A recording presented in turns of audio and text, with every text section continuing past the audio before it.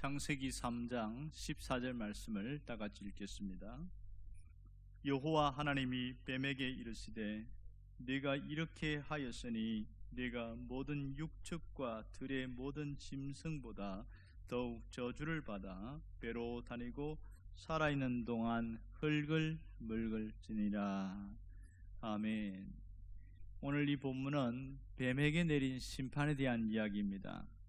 아담과 하와에게 이어서 뱀에게 주목하시는데, 특이한 것은 뱀에게는 질문을 하지 않고 바로 심판, 저주를 하신 내용으로 이어지고 있습니다.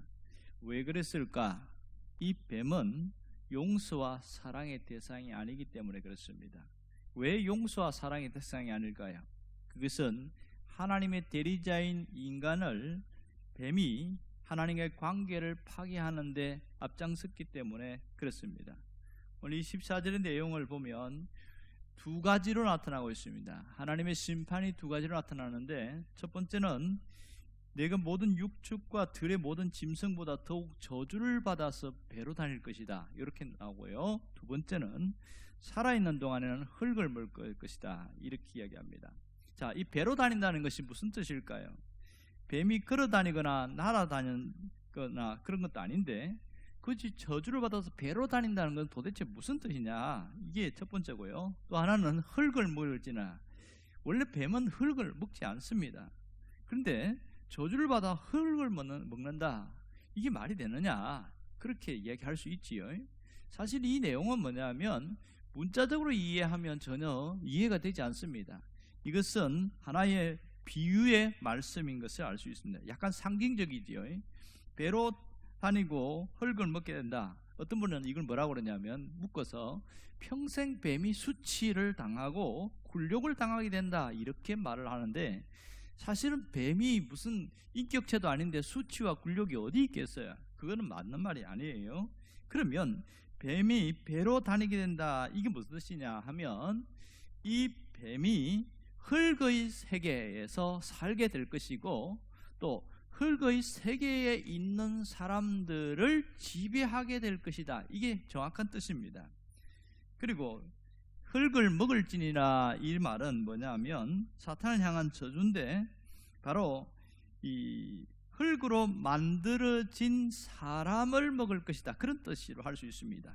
결국은 죄와 사망에 빠진 이 인생은 마귀의 다스림 안에 있고, 또 모든 그 세상에서 마귀가 주인이 된다, 그런 뜻이지요. 바로 이 사탄의 지배 아래 있는 인생들의 모습을 흙을 먹고 한다, 이 얘기를 하고 있습니다. 결국은 흙의 인생들의 취약점이 뭐냐면 육신의 정욕과 안목의 정욕과 이생의 자랑을 따라 사는 건데, 누가 좋냐? 뱀이, 그러니까 정확하게 사탄이 사람들에게 자꾸 그렇게 끌리게만 만들어서 하나님을 잊어버리고 하나님을 믿지 못하게 하고 이렇게 만들더란 거죠. 결국 여기서 보면 뱀을 통해서 사람을 유혹한 사탄을 영원히 저주를 하고 있는 내용입니다. 여기 가만히 보면 왜 이 내용에서 뭘 알 수 있냐면, 뱀 뒤에서 조종하는 사탄을 향해 저주를 쏟아부으신 말씀이 지금 이 말씀입니다. 그러니까 눈으로는 뱀으로 보이는데, 그러면 왜 사탄에게 직접 저주를 쏟아부었지 않고 뱀에게 이렇게 했느냐, 이게 의문점이 될 수 있죠. 그것은 사탄 자신이 자신의 모습을 정면으로 드러내거나 드러내지 않고 뱀의 형상을 입고 나타났기 때문에 그렇습니다. 이 사탄 자체가 원래 영적인 존재잖아요. 형체가 없어요. 그러다 보니까 뱀의 형상으로 와다 보니까 뱀을 저주한 것은 뱀을 형상을 입고 온 사탄을 저주한 것이라 할 수 있겠지요. 오늘 이 사탄이 하는 일이 뭡니까?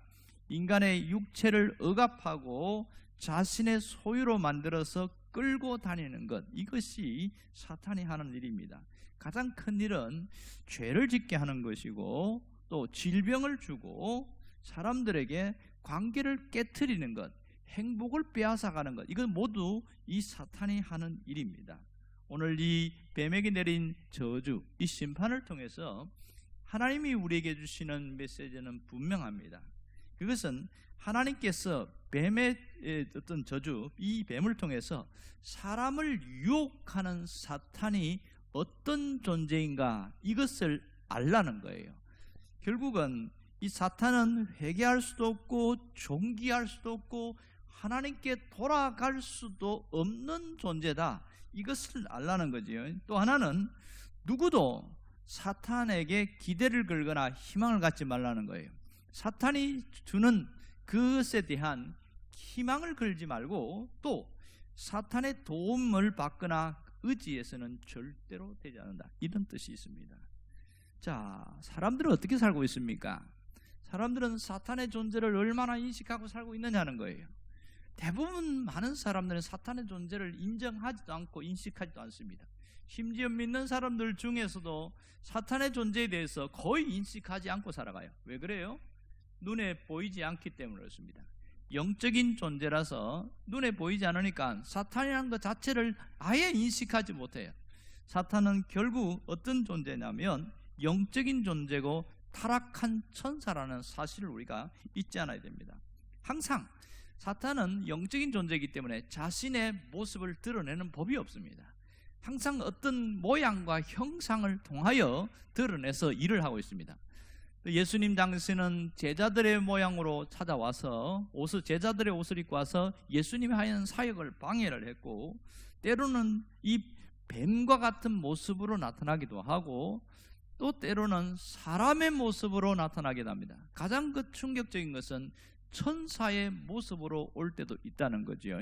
그래서 성경에 광명한 천사, 빛나는 천사의 모습으로도 나타나더라, 이 얘기를 하고 있습니다. 이 결국은 사탄이 하는 일이 무엇입니까? 사탄은 하는 일은 다툼과 분열과 갈라놓고 모든 불행을 가져다 주고 우리에게 저주의 인생을 살게 하는 것, 이것이 사탄이 하는 일이라고 할 수 있겠지요. 사실 우리가 이 사탄의 협박, 사탄의 달콤한 유혹에 넘어가는 경우가 굉장히 많습니다. 왜냐하면 눈에 보이지 않고 다른 걸로 찾아오니까요. 오늘 여기서 우리가 반드시 기억할 것은 인간을 유혹하는 이 영적인 존재를 분명히 깨닫고 살아가야 되고요, 또 하나는 세상의 옷을 입고 오늘 우리를 찾아오는 이 사탄의 존재를 안다면 사탄의 유혹에 넘어가지 말라는 거예요. 사탄의 유혹에 굴복하지 마라, 이게 대단히 중요한 겁니다. 여러분, 예수님도 사탄이 유혹해서 굴복시키려고 했어요. 마지막 세 번째 시험 뭔지 아시죠? 천하만국의 영광을 다 보여주면서 마치 이것이 자기 것인 양 이야기하면서 이거 다 줄게 이야기합니다. 그러니까 하나만 하면 된다는 거예요. 뭐 하면 되냐? 내게 절하면 줄게, 이렇게 이야기합니다. 내게 경배하면 다 줄게. 그러면 어떻게 되는 거예요? 그 즉시 사탄의 하수인, 사탄의 지배 속으로 들어가게 되는 거죠. 예수님은 끝까지 그것을 하지 않으셨다는 걸 알 수 있습니다. 지금도 마찬가지입니다. 세상에 있는 영광, 성공, 돈, 이 세상에 있는 것을 어떤 즐거움을 줄게, 너 나를 따라와, 이렇게 끌어갑니다. 자, 그러면 믿는 신자들은 어떻게 하냐? 믿는 신자들의 영혼은 건드리지 못해요. 그러나 삶은 더 짓밟으려고 합니다. 왜요? 경건하게 살지 못하게 하고요, 신앙적으로 살지 못하게 하고 자기 생각대로 살아가게 합니다. 이게 가장 큰 거예요. 사탄이 와서 뭐 가서 죄를 짓게 하고 아주 또 그냥 아주 나쁘게 그렇게 하지 않고 자기 생각, 자기 중심으로 살아가게 하는 것, 이것이 가장 큰 유혹 중에 하나입니다. 우리는 인식하지 못하지요. 내가 생각하고 내 판단대로 살아가는 것이 아니라 주님이 원하는 뜻대로 살아가는 것, 이게 신앙인의 모습인데 늘 이것이 사탄의 생각이라는 것을 꿈에도 하지 못하게 합니다. 모든 원인은 내 생각에서부터 옵니다.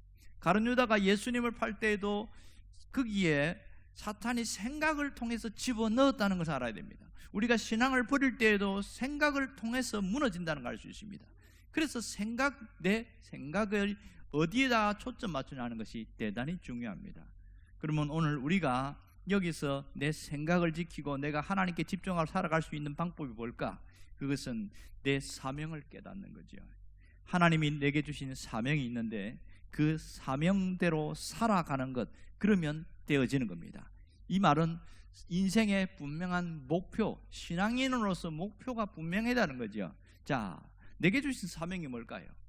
내가 내 영혼이 살아있는 것이 첫 번째 내가 살아가야 하나님 주신 사명이고, 또 하나는 내 주변에 있는 사람들의 영혼을 세우고 살리는 그 일을 하는 것이 하나님이 내게 주신 사명입니다. 여러분, 지금도 허다한 사람들이 죽어가고 있고 또 죽었었고요. 이런 속에서 우리가 해야 될 기도는, 주여 나를 통해서 구원을 받는 사람들이 생기게 해달라고, 내가 아는 사람들이 구원을 받게 해주옵소서. 이것이 우리 기도가 되면 됩니다. 그럼 놀라운 게 뭐냐면, 일단 내 영혼이 살아나기 시작해요. 그리고 하나님의 은혜로 주변 살는 영혼들이 회복되기 시작하는 놀라운 일들이 일어납니다. 이것이 우리가 해야 할 일인 줄 믿습니다. 기도하겠습니다. 우리 가운데 역사하신 하나님, 오늘 뱀에게 내린 심판을 통하여 유혹의 영적인 존재가 어떤 일을 하고 있는지를 깨닫고, 세상의 옷을 입고 우리를 유혹하는 사탄의 존재에 굴복하지 않고 사명을 붙들고 사는 신앙인이 되게 하여 주시옵소서. 예수님의 이름으로 기도합니다. 아멘.